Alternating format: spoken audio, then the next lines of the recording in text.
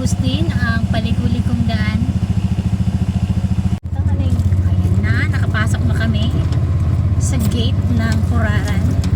3 days daw ang validity ng 30 pesos entrance fee.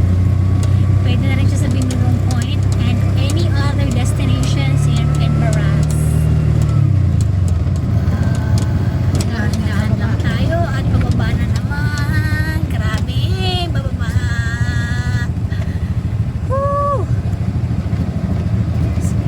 Dahan-dahan lang. Grabe naman yan.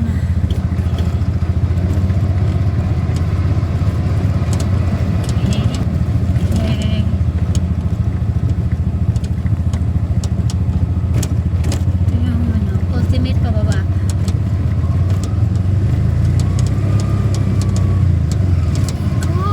Kaniko. Yung paa ko sa pag-brake. Hindi masyadong konti. Ay, yun ang alon, guys. Beautiful. Okay lang naman yung legs ko sa pag-brake. Hindi na ako magsa-surf.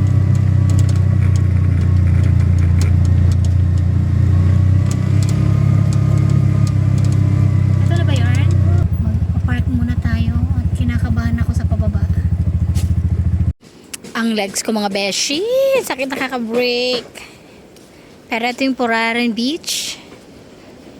So ito talaga yung surfing area dito sa Catanduanes. Malayo-layo din siya sa sentro. Pero ang ganda. Sana makapag-swimming kami later. Ayan o, ang ganda o.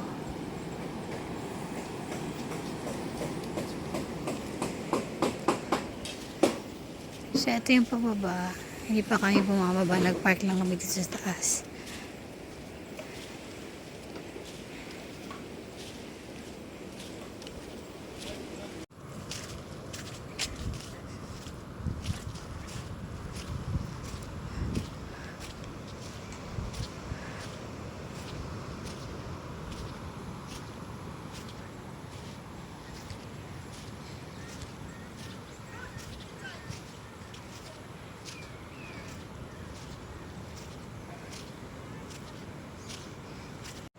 So, ito na mga kabeshi. Dito na kami nag-rent ng cottage na air-condition 2.5 kasi aakit kami sa Binurong bukas.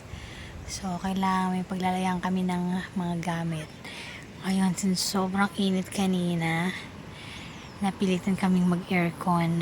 So, medyo pricey. 2.5 ang bayad namin. Pero may mga cottages naman dito. Yan o. Maliit lang. Hindi na namin natanong kung magkano. Pero yung mga closed na mga rooms, ang pinakamura yata ang air condition room ay 2.5 talaga. Pero yung fan room lang ay 1,000 pesos. Medyo madami yung naka-check-in ngayon. So, ang only available room ay yung tag 2.5. Pero ang ganda dito. Kanina lakad-lakad na ako. Yan o. Ibang yung tsura ng mga bato. Para siyang itinapon lang dito. Tapos medyo mabato nga. Wala pa din ang shoreline hanggang dun sa dulo.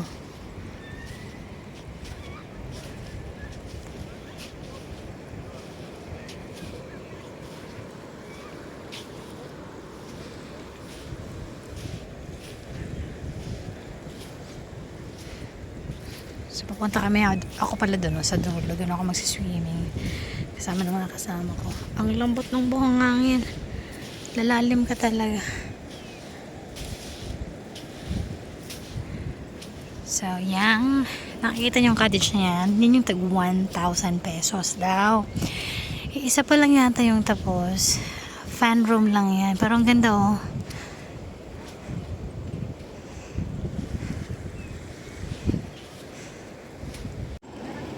Ito ang mga rock formation dito sa Puraran Beach.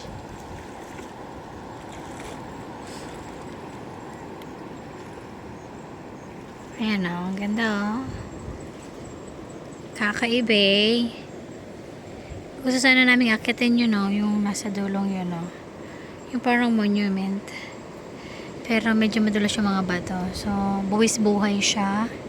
At ang tsinelas ko parang mag-give up dito. Kaya hanggang dito na lang kami sa dulo. Ayan. Tsinelas ko pangmalakasan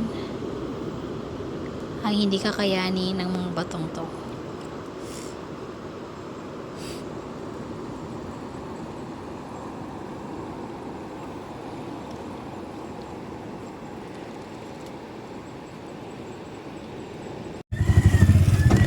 Good morning! We are on our way to Binurong Point. Madilim pa.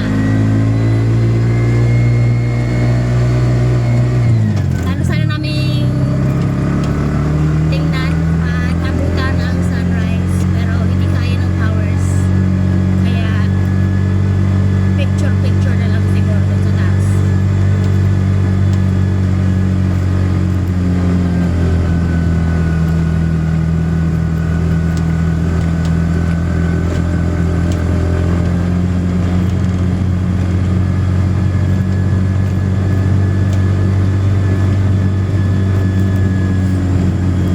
Hindi ko alam kung anong saan tayo ba niya? Sa left or sa right? Hindi siguro dapat.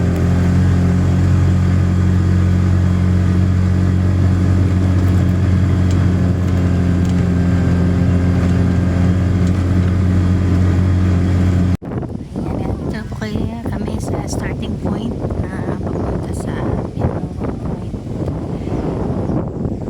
Registration area. Ang view ng dagat.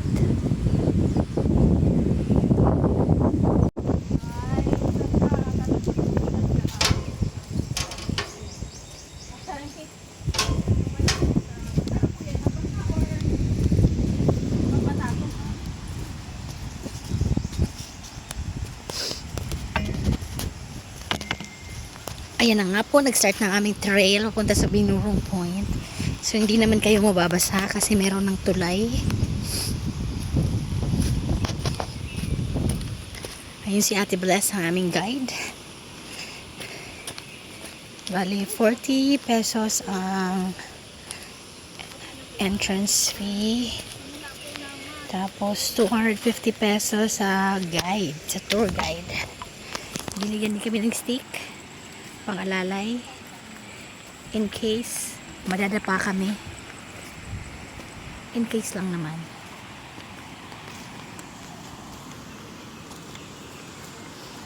Ayan, nagsisimula na yung paakyat.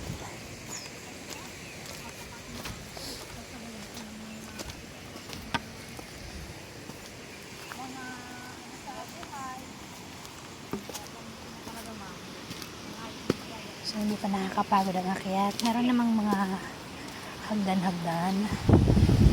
Nice view!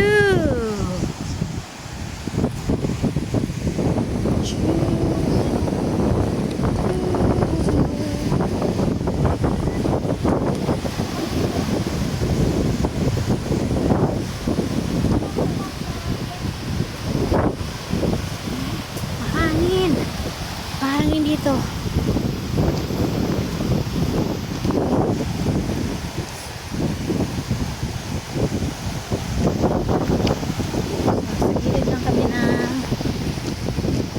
Bundok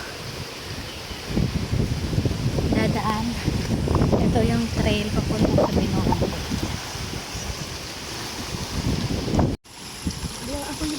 Paakyat na ulit.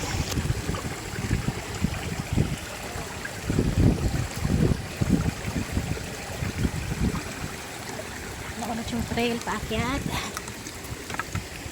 May maliit na fall sa gilid.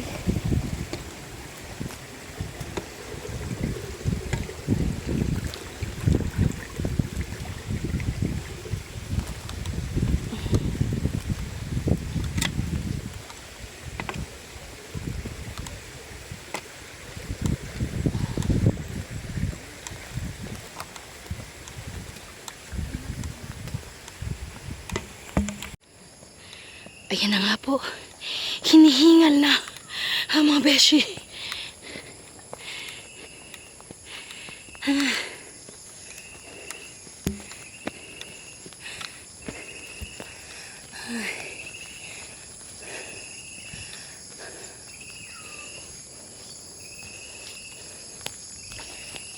maputik ang daan kasi umulan kagabi.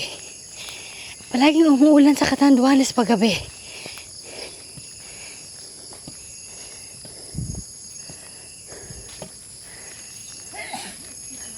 Bless you.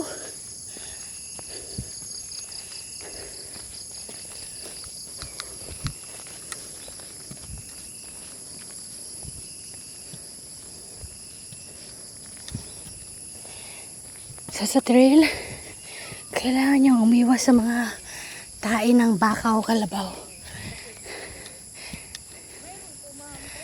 Ayan.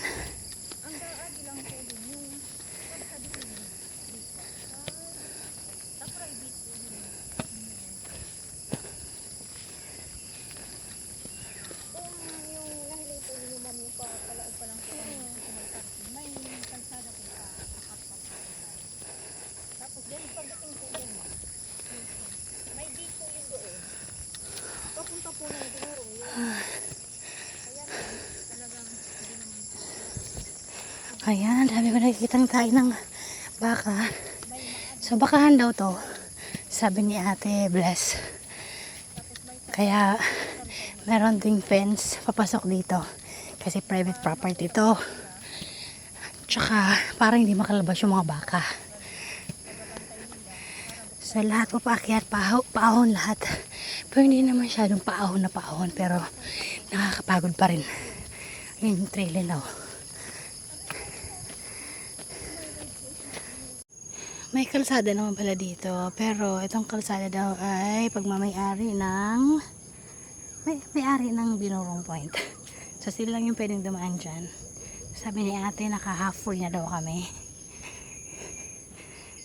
Wala na daw masyadong paakyat. Tapos na yung mga paakyat, so medyo straight na yung kalsada. Ay, yung trail pala. Kakapagod, natanggal na ako ng jacket. At ako'y pawis na.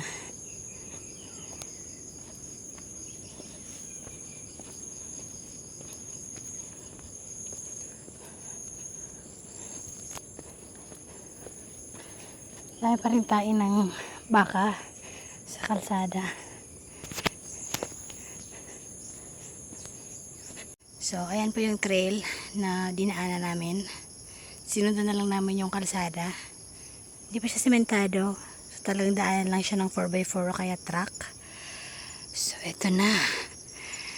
Nakikita ko na ng konti ang dagat.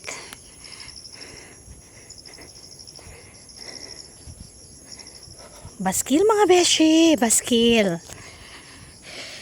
Ngayon naman ako pinagpawisan ng ganitar.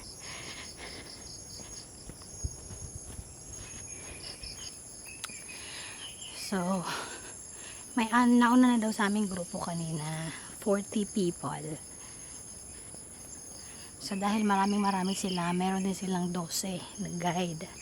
So kami dahil 3 lang, meron kami isang guide, si Ate Bless. Ayan no, nakikita niyo na yung dagat. Ooh, almost there! Ganda oh!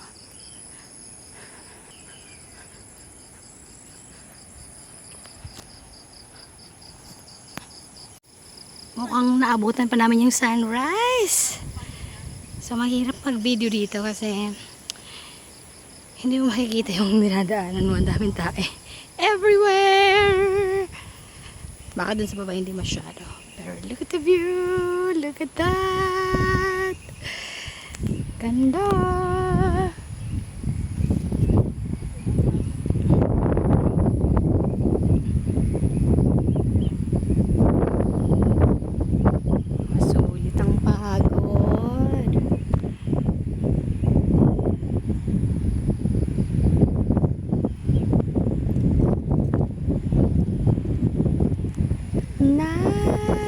Nice, super nice view.